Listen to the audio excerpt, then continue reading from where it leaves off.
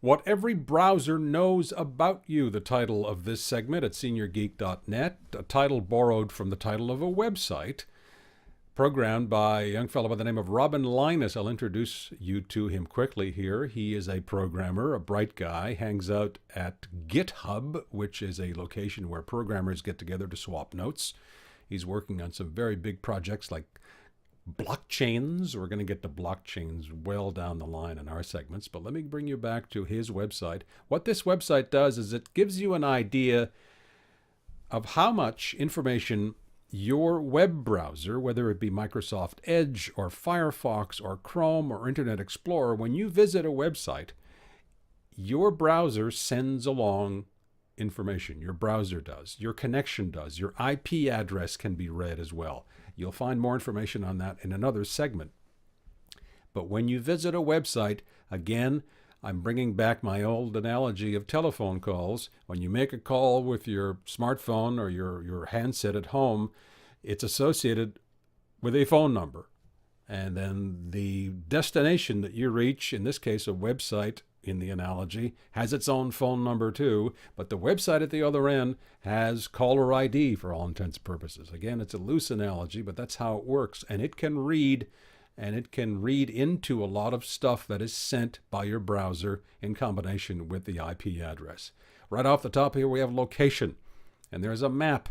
I've pixelated portions of this, but it's a map of where I live, essentially, and there's that little sort of push pin, a little red push pin that says, yep, that's where you are. There are geo coordinates.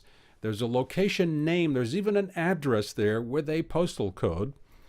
So they take a stab at finding your address.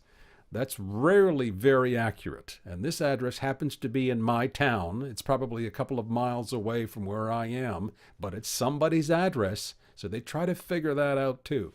Okay, we have the time zone where I am, which is correct.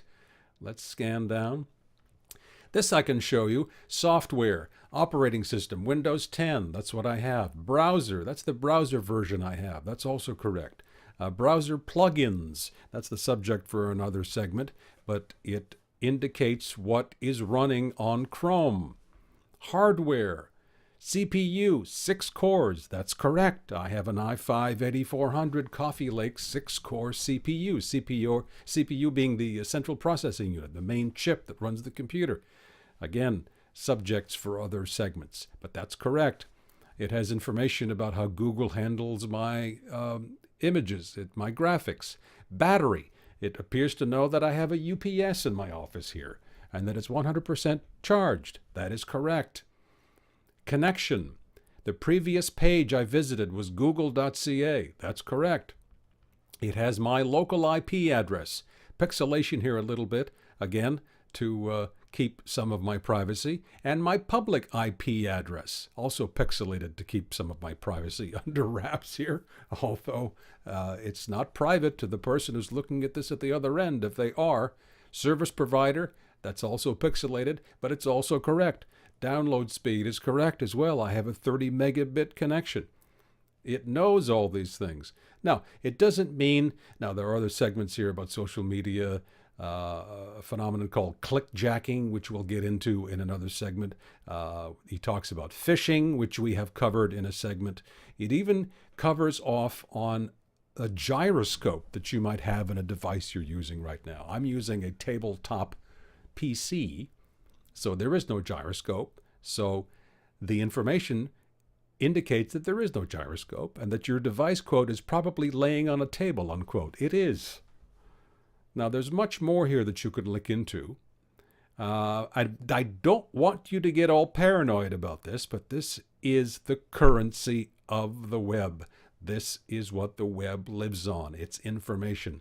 And the people you visit at Facebook.com, Amazon.com, wherever it is you go, they like to know. They want to know who you are, as far as they can tell, where you are, and they can tell how often you visit and all sorts of things. We'll get into more details about such things in other segments.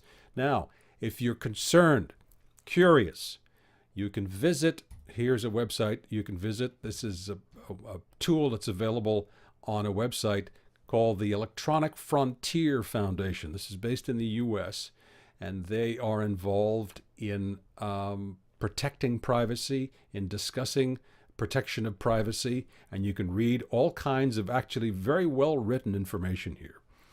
Again, with an American slant, but you'll be able to take advantage of some tools, and there's one they have here called Privacy Badger, which you can install on, I believe, on Chrome and Firefox, but you'll have to look into it on your own. But they answer a number of questions here to explain what is tracked, how you can stop certain things from being tracked. Again, please don't run off screaming into the night, but take advantage of these things if you are concerned, okay? We'll have more for you next time. Be safe. Bye for now.